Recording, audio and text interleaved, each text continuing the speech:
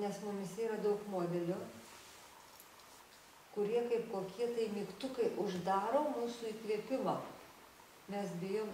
Ir jie yra tokie jau užsitvirtinę. Ir tas įkvėpimas neteina, energija neteina ir mes toliau liekam suspausti. Ne tik tai tuose raumenyse, krūtinės ląstoje, bet ir mintyse, įsitikinimuose ir gyvenimas taip pat ima spausti mus. Ir todėl kartais reikia tokį sugalvoti, ir aš tą darau nuolat, prigalvoju visokiausių istorijų, tokį Trojos arklį, tokį modelį, aš tą pamatau, kaip dabar pamačiau nekalę. Reiškia, kad tai stebuklas ir tada kaip stebuklą, tada įleidžia tą įkvėpimą. Tai yra tarsi toks, kaip įvilioti tą įkvėpimą, kad jis įeitų netrukdomai. Nes mūsų mintis jį nuolat trukdo. Įsivaizduojat, kvėpavimas tai yra mūsų gyvybinė funkcija, ne? Mes nekvėpuojam, tai mirštam, negyvenam, tiesa, ne? Tai yra logiška jaučiam. Bet mes nuolat trukdom jam įeiti. Tai yra nelogiška. Mes tarsi žudom save, gyvybinę funkciją žudom. Nes mes uždarom prie kiekvienos baimės, prie kiekvienos baimingos minties, kažkokios minties, kuris slegia, mes tiesiog uždarom savo tą upę, uždarom tą tekėjimą, kuri yra mums gyvybiškai būtina. Ir suspaudžiam save. Reiškia, mes kertam šaką, ant kurios sėdim. Arba mes užspaudžiam tą, kaip pasakyti, savęs, užspaudžiam tai, kas savo pačių rankomis. Tarsi smaugti, užspausti savo gyvybinę tą savo pačių rankomis. Tik mes darom ne rankomis fizinėmis, mes darom tą mintimis.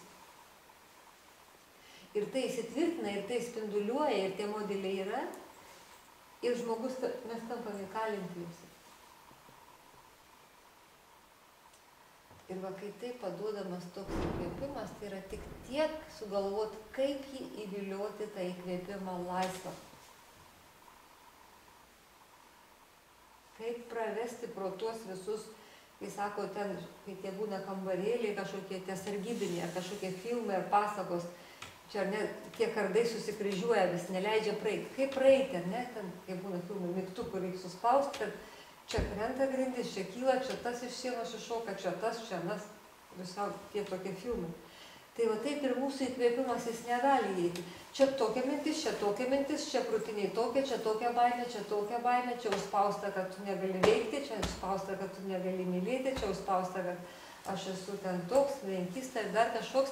Ir tos visos į tą įkvėpimą, jie iššoka į tą koridorių, jis turi įeiti laisvas ir mus pamaitinti. Ir jis negali įeiti, nes iššoka va tie dariniai, kurie yra jau įrašyti kaip failai. Ir jie iššokinėja įkvepiant. Ir taip žmogus sako, aš negaliu įkvėpti, aš negaliu atsidusti, reiškia, visi va taip. Ir va dabar, kai mes padarėm ir jis įeina, nors porą kartų įeina, įsivaizduot, jūs padarėt porą kartų, ir mes padarėm, ir tada trečią kartą, kai mes darom jau tokį be to stebuklo, darom, jau pasidarai laisviau. Tiesa? Ar taip? Ar aš čia esu patys? Tai kas įvyko? Tada, kai mes sugalvojom, kaip apgauti tos sargybinius, tos jūsų įrašus, kurie jūs įtakoja, jūsų smegenys, jūsų emocijas, jūsų protą, jūs kaip žmogų. Ir porą kartų jis įėjo laisvas ir jisai, sakytume, juos nugesino. Ir jau trečią kartą net negalvojant, kad tai yra stebuklas Dievo, jis tas įkvėpimas įeina. Ir tie visi tampa mažesni. Tie vidiniai, visos tos istorijos, kurie jūs įtakoja. Ar aš suprantu vaikas? Todėl kartais reikia mūsų protą apgauti. Ir kartais reikia mus atvesti į tokią vietą, tai padaryti, kad nes tam įkvėpimui sunku praeiti.